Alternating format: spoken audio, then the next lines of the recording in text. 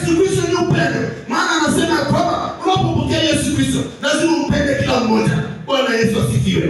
Kwa hivyo kwa njia hii tunapokuwa na upendo hauna yani yale kuweka mambo mengi yaliyopita.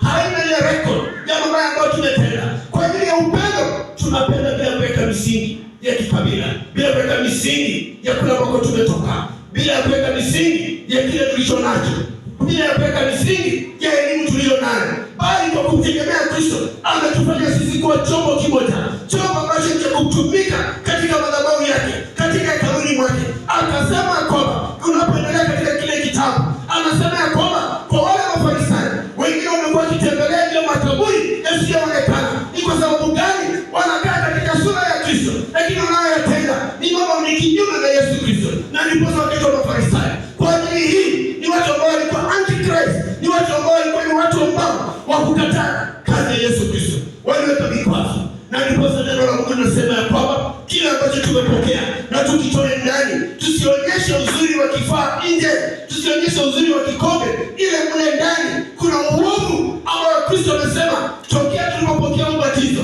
tunaweza kusafishwa, tukaondolewa dhambi hii, uovu ukaondolewa, mambo yote ya uchafu yakatoka ndani mwetu. Ni kwa ajili ya Yesu ambaye tuliyempokea. Bwana Yesu apewe sifa. Amen. Na ndipo tangu wakati huo utakuta kwamba Mafarisayo wanaishi, Yesu anapatia msaada wa Roho Mtakatifu, kila mmoja atapatia kulingana na kile Yesu amechukulia kumpokeza kupitia Roho wake mwema. Maana kwa wengine wamepewa ile talanta ya kuweza kuhubiri Injili, kuna wale ambao wamepewa talanta ya kufundisha, hata kutabiri na kutafsiri lugha. Hii yote inatokana na Roho mmoja ambaye amewekeza ndani mwetu. Maana mwili ni Yesu Kristo anayeishi ndani, anatawala, na wala sio sisi wenyewe, ni Yesu Kristo anayetawala. Kwa kuwa kila mmoja amepokea sawasawa na kiwango kile ambacho Yesu amekusudia, kila mmoja atatenda kulingana na uwezo wa Mungu amemwezesha. Bwana Yesu apewe sifa. Na kwa ajili haya wakati mwingine Mafarisayo hutokea, maana Mafarisayo hawa walipata ndani ya kundi la Kristo. Mafarisayo hawakutoka kwenye barabara. Mafarisayo walikuwa katika kundi la Kristo, lakini wakachupuka mara pale. Ninaamini ya kwamba kuna lengo ambalo Kristo anatujulisha siku ya leo, ya kwamba hata sisi leo hii yawezekana Mafarisayo wachupuke, yawezekana Mafarisayo watu wandane, yawezekana Mafarisayo waweze kutafuta makosa kwako, yawezekana Mafarisayo waone kwamba umekosea. Ninaamini ya kwamba huyu Mungu alikuwa na kusudi ili kwamba leo hii kila ambacho tunachokipokea tujue ya kwamba ni kile Yesu ametenda ndani mwetu, ya kwamba tusikie kama kile kikombe tunachokisafisha kana, lakini mle ndani kuna uovu. Praise God. Yesu anaweza. Na ndio maana akasema katika kitabu cha Wathesalonike wa kwanza katika sura ya 19, sura ya 5 na aya ya 19, 1 Thessalonians chapter 5 verses 19. Maandiko yakasema ya kwamba pale baada ya huduma ikiendelea, akasema ya kwamba do not put on the spirit fire. Usizimishe roho. Usizimishe roho. Maana Mafarisayo lengo lao kubwa ni kuzimisha kila ambacho Yesu amewekeza. Kila ambacho Yesu amewekeza. Maana Mafarisayo walikuwa wakitafuta makosa. Kila wakati wakitafuta makosa. Ukitembea unasema umetembea vibaya. Ukisimama unasema umesimama vibaya. Lazima uende hivi. Haya ni makusudio ya mwili, bali sisi tunaongozwa na makusudio ya Roho Mtakatifu. Na ndipo Roho wa Mungu akasema, do not put on the spirit fire. Usizimishe roho wa Bwana. Anapoachilia juu yako, anapoachilia juu ya mwenzako, wewe usisimame kuzuia. Haleluya. Maana utajutia. Neno la Mungu limesema kwamba usizimishe. Wacha ule moto ukayeyushe na kuchoma na kuharibu kila kazi zile za giza. Maana ni moto wa Roho Mtakatifu. Anapoachilia anakusudi. Na ndipo akasema ya kwamba kile kilicho ndani mwako, ninaamini kwamba wewe umefinyangwa na Roho wa Bwana. Ni kama vile mfinyanzi anapofinyanga kile chombo, anapotengeneza that pot, anafinyanga ili kombe imefanya na kazi ya mikono ya mwanadamu, lakini nasi tumefanya kwa kazi ya mikono ya Mungu. Kwa hiyo kuna kile ambacho amewekeza ndani mwetu, na kazi ya Mungu haina dosari. Haleluya. Amen. Akasema ya kwamba usizimishe roho. Kwa hiyo unapoachiwa ile talanta, unapopewa kile kibali cha kutumika katika madhabahu, unapopewa ile talanta ya kumtumikia Kristo, tenda hivyo. Tenda bila kuzimisha. Wakati mwingine tumekosea, maana kama wanadamu tuzimishe kile Yesu amekusudia kuwaka ndani mwetu. Kama wanadamu tumezimisha, na kwa kuzimisha tunamwaibisha Kristo. Tunapozimisha ndipo wakati mwingine tunapungukiwa, ndipo wakati mwingine tunapitia matatizo, ndio wakati mwingine tunahangaika, maana ule Roho wa Bwana ametoweka ndani mwetu. Kwa hivyo neno la Mungu linaposema usizimishe Roho wa Bwana, anamaanisha kwamba endelea kuwasha moto, endelea kukaa katika fellowship, endelea kufanya maombi, endelea kuimba, endelea kusogea pamoja na waumini, endelea kushirikiana, ili kwamba ni hali ya kuwasha ule moto. Bwana Yesu asifiwe. Na ndipo sasa maandiko yanasema katika Waebrania 10:25 maandiko yanasema ya kwamba inampendeza Kristo kwa wapendwa wanapokusanyika kwa pamoja. Praise God. Kwa hivyo leo hii yeye anafurahia wakati tunakusanyika mara hapa. Ninaamini ya kwamba Roho wa Mungu anatazama, Roho wa Mungu kutoka mbinguni anaangalia kila maisha kila mmoja. Maana ninaamini kati ya mamilioni, wewe ni kati ya wale milioni uko mara hapa, na wengi wenda wako katika masoko, wengi wako katika sehemu za kutafuta fedha, wengi wanatafuta utajiri, lakini wewe tafuta utajiri wa Kristo, tafuta utajiri ndani ya Kristo. Maana unapopata utajiri katika Kristo ni utajiri wa kudumu, ni utajiri wa kudumu. Maana sisi hata ili kusafisha juu ya kikombe, bali tusafishe mioyo yetu iweze kutakasika. Na ninaamini Kristo anaposafisha moyo wako utatakasika, kwamba unapoomba anayakubali maombi, unapomwita anakaribia. Lakini kwa ajili ya utafune, kwa ajili ya kusafisha juu na kuacha ndani, hiyo ndio kikwazo, kwamba neno la Mungu linasema ya kwamba tusafishe ndani na nje. Maana aliyetenga nje, yeye yule alitenga ndani. Praise God. Amen. Tusafishe kikombe ndani na nje. Tusisahau kusafisha ndani na tusafishe nje. Maana itakuwa ni kufurahisha wanadamu, itakuwa ni kufurahisha walimwengu, lakini ya muhimu ni kufurahisha Kristo. Maana amesema ya kwamba tupeane kila ambacho ametupea. Haleluya. Wakati mwingine tunapeana tu vitu zile ambazo za mikono yetu. Wakati mwingine tunapeana mambo ambayo hayana uhusiano na ushirika wa Roho Mtakatifu. Na ndipo wakati mwingine maombi yetu yanakosa kukubalika. Maombi yetu yanagonga mwamba. Maombi yetu hayafiki, ni kwa sababu ya ule uchafu.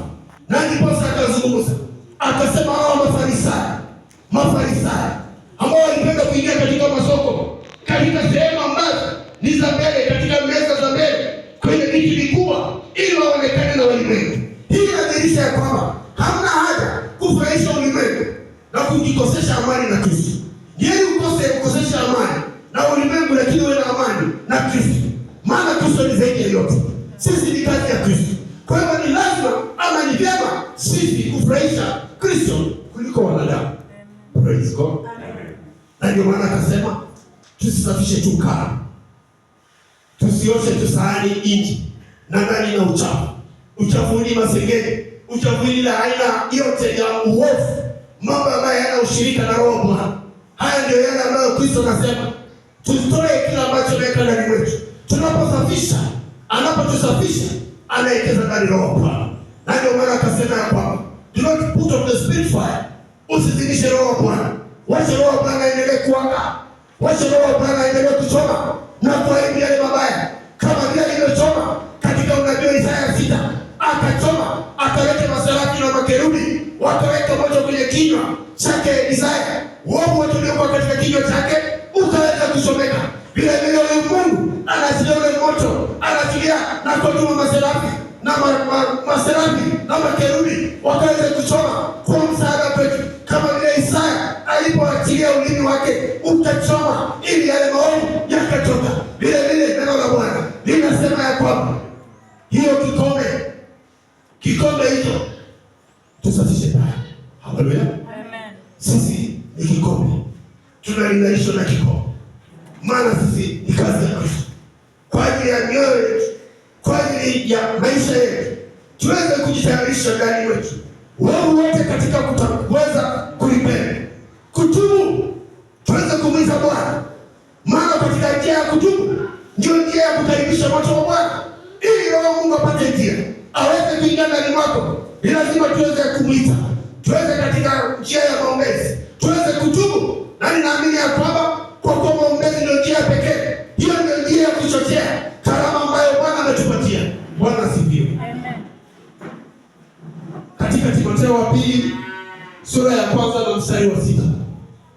Maandiko yanasema ya kwamba chochea karama ya Roho Mtakatifu. Chochea ile karama ya Roho Mtakatifu. Maana tukupatia roho wa uoga. Hatukupewa roho wa uoga. We are not given the spirit of timidity. Tuweze kuchochea. Maana moto unapoamka, moto wa Kristo unapoanza kuchoma, sisi tuweze kuendelea kama moto wa Kristo. Maana moto unapoamka hauna ribasi. Moto unaposhika unasonga mbele na kwenda mbele. Kwa hiyo inasema ya kwamba hatukupewa roho wa uoga, ya kwamba tunapoona hatari imetokea tusije tukaregea, tusirudi nyuma, bali tuweze kuangalia mbele. Maana tunaye Kristo ambaye ni mtetezi wetu. Tunaye Kristo ambaye ni mtetezi wetu. Hataweza kutuacha. Licha kwamba tunapita tunavyopigana. Vita tunavyopigana navyo sio vya damu na nyama. Vita tunavyopigana navyo ni ufalme, maroho tunapigana na hizo. Na Kristo ametujulisha mapema ya kwamba let us take up the full armor of the Lord, tuweze kuvaa wokovu, imani na maombezi. Mambo haya yametujulisha mapema. Hata tunaweza kuangalia sura kamili ya Kristo, sura ya maombezi, sura ya imani. Haleluya. Amen. Haleluya. Amen. Yeye ametujulisha mapema ya kwamba tuchochee zile karama. Nashukuru sana kwa kuchochea talanta ya uimbaji. Mara ninaamini katika kuomba Roho wa Mungu shuka. Roho wa Mungu shuka. Unapoimba Roho wa Mungu anashuka. Haleluya. Amen. Yesu anaketi katikati ya sifa. Unapoimba Mungu anashuka kuokoa. Imba, imba, imba. Ukiimba Mungu anashuka kuokoa. Haleluya. Amen. Haleluya. Amen. Yes. Wakati mwingi tuweze kufanya jumba ndani mwetu. Tuweze kuimba mara nyingi moja kumsifu. Na ninaamini unapoimba uwepo wa Bwana ushuka. Ninaamini ya kwamba uwepo wa Mungu kwa hapa. Kwa kuimba kule tumeimba, kwa kuimba kwa tumeongoza mara hapa. Ninaamini Roho wa Mungu ako pamoja nasi. Anashuhudia yale yote ambayo tunauitisha. Ninaamini ya kwamba siku ya leo kwa ajili ya ushuhuda wa Bwana, kwa ajili ya kumwalika na uwepo wake mahali hapa, ninaamini ya kwamba huyu Mungu anakujua. Tamanio la moyo wako yeye anajua. Huyu Mungu atasimama na wewe. Huyu Mungu atafanyisha njia pale pasipokuwa na njia. Ninaamini kwa jina anaposhuka amekuja na kusudi. Maana Roho wa Mungu anapokuja hawezi rejea vile kabla hajatimiza kila amekusudia. Kwa hiyo naamini siku ya leo kuna ile ombi lako, kuna mambo yale ambayo umekuwa ukisubiri kwa Mwenyezi Mungu. Ninaamini ya kwamba mwaka ulipoanza tarehe 1 unasubiri kwa Mwenyezi Mungu. Ninaamini kwamba uwepo wa Mungu kwa siku ya leo mahali hapa. Pokea sasa kila ambacho umekuwa ukimtegemea. Pokea sasa. Njia zilizofungwa zinaanza kufunguka sasa. Njia ambazo zimenaswa na shetani, ninaamini ya kwamba shetani anaachilia sasa. Ninaamini ya kwamba Kristo anafanya njia, analeta ushindi, analeta ushindi. Jamii mnaenda kupona, watoto wanaenda kupona, hata ambao wamekalia mitihani yao. Ninaamini huyu Mungu ambaye tunamwalika anatenda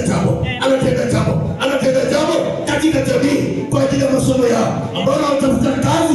Ninaamini ya kwamba huyu Mungu ana mipango mema juu ya maisha yao. Na nenda kujibu. Amen. Mzazi, endelea kumlea mtoto katika Mungu. Nawe utafurahia, utakula matunda haya. Praise God. Amen. Maana Mungu si mwanadamu anayeweza kudanganya. Huyu Mungu si mwanadamu anayeweza kudanganya. Anaposema tuchochee zile karama, ninaamini kwa ajili ya maombezi haya, kwa ajili ya ujumbe huu, naamini ya kwamba Roho wa Mungu anatenda jambo. Huyo Roho wa Mungu anashuka. Roho wa Mungu hata ambapo umekuwa na shida, yaani umevumilia hata usemi mbele ya watu, ninaamini huyu Mungu anayetazama siri atakujibu peupe. Atakujibu peupe. Yale magonjwa ni mbinu ya shetani. Haya magonjwa ni mbinu ya shetani. Sio mpango wa Mungu. Hajakusudia vile vifungo ambavyo shetani ameweka kwa kazi yako, ameweka katika jamii yako, ameweka kwa familia yako. Ninaamini kwamba huyu Mungu anaenda kutenda jambo. Anaenda kutenda jambo. Na utarejea na ushuhuda mara hapa. Utarejea na ushuhuda mara hapa. Maana amekuleta siku leo speciali kwa kuchukua uweze kusikia ujumbe wa leo. Ninaamini ana mpango, ana makusudi ana makusudi. Mzazi wako mara hapa, ninaamini hata katika pengo la watoto wako, ninaamini atakuelimisha, bali Mungu anaenda kutibu. Mungu anaenda kufungua njia. Milango iliyoziba anafungua. Mwana uwezo na mamlaka yake. Ninaamini ya kwamba mnaenda kubarikiwa. Amen. Mnaenda kubarikiwa katika jina la Yesu. Mnaenda kubarikiwa na mtainuliwa. Mtainuliwa. Shetani atashangaa. Shetani atashangaa. Lakini naamini ya kwamba shetani ana nafasi, hana sehemu katika maisha yenu. Mungu huyu aliyewaumba, Mungu ambaye amesababisha kwamba kati ya wengi amekuongoza katika malaba, amekuwezesha ukafungua kinywa chako kumwambia tu Bwana asante. Ninaamini ya kwamba haitarejea hivyo, haitarejea hivyo. Maana neno limesema katika Wakorintho wa kwanza sura ya 15 aya ya 58 amesema ya kwamba unapomtumikia haitaisha hivyo, atakubariki. Unapomtumikia haitapotelea hivyo, atakubariki. Na anazungumza kwa ajili yako, anazungumza kwa ajili yako.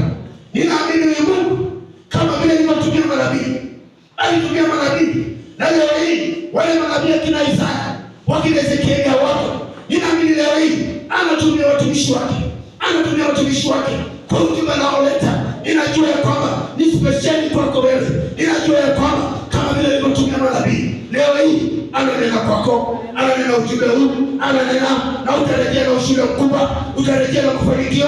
Mji wako utaporomoka, ulikuwa umeshuka pale chini, lakini naamini ya kwamba Mungu anaenda kusimamisha tena. Amen. Na Mungu anaenda kuinua kanisa. Amen. Mungu anaenda kuwapa talanta. Amen. Maana hizi ni zile ambao ameziweka kwa ajili yenu. Ameweka kwa ajili wanaomtumikia. Haleluya. Amen.